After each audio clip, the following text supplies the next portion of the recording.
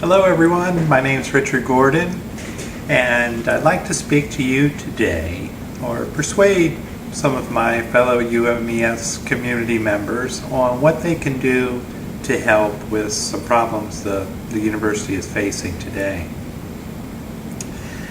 Presently, UMES, I understand through what things I've read and I've heard from professors or instructors, is facing some critical problems. One, their student enrollment is down about 700 students from years prior, and I guess that's going to be that way for the foreseeable future. And along with that, they're facing some budget shortfalls and running some deficits. Of course, these problems at UMES are not unlike any other problems that colleges haven't faced for the last couple decades, especially regional universities like this. They're not the big state schools with 40,000, 30,000 enrollment or more, and they're not the elite private colleges that have super endowments. Schools like these, like UMES, have been struggling to get students, and they've faced some real financial hardships in trying to recruit them. Many schools have been closed, consolidated. The Washington Post, U.S. News and World Report, New York Times done numerous articles on this, and it's a real challenge for college administrations to keep them going. HBCUs especially are hit hard with this. They operate under some different circumstances. One, they're usually asked to operate with a lower budget and do without. Anybody's ever seen some of the maintenance trucks around the college campus? I'm surprised they still run. I can see that firsthand.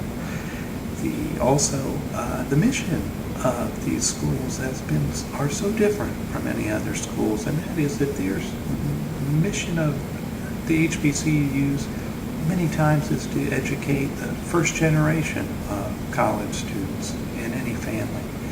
And it's to educate at a higher level students that most often are coming from lower income or lower middle class families. It's a real burden on them to do this, very fulfilling and satisfying, but tough. But I see in these two problems that the school is having right now, I see two ways that we could immediately help and really not cost the school any more money. One is we can encourage a really closer interpersonal relationship between students and faculty. And two, we can adopt a new way of looking at education, one that we can learn from past crusaders of education, and specifically Dorothy Sayre, who will teach us a new way to look at the ability to learn. But first, let me start off with some bad statistics. It's not good on black student graduation rates. And the Journal for Black Students, I'm going to look down here, the Journal of Blacks in Higher Education, they found that the graduation rate in 2014 for UMES was 31%. That meant that students who entered school for the first time, of those, only 31% graduated in the 4 to 6 year period. That's down. That's below the national average of 47%, which is still pretty bad. Whites are a little bit higher, Asians also. But they also did this journal did an investigation as to why students were leaving school or dropping out. And they found the top three reasons were, number one, financial concerns. They just couldn't afford college. Number two, they found was that students were not prepared to do the work. Students felt overwhelmed. They hadn't been prepared at their high school level. And three, they had family or personal obligations that made them leave school. UMES did the same study, and I read a report that President Bell has given to the Maryland State Legislature answering some of these questions about low enrollment, and they found that it was just a little bit reversed. They said that students left primarily because of, number one reason, because of financial and personal obligations. Two, on the financial aspects of school, they just couldn't afford to pay for it. And three, that they were not able to do the work. I think logically we would say that the first two,